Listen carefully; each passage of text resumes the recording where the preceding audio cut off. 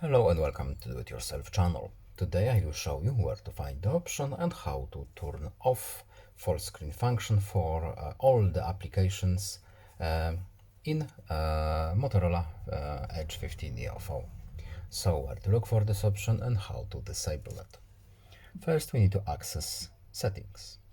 Then in settings we are looking for display menu,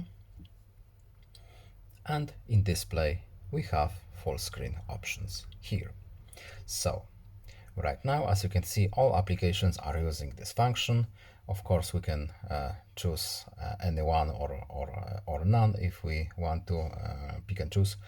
But if you want our no application whatsoever to use this option, we need to access our three dots menu and then turn off for all the apps. And that's basically it.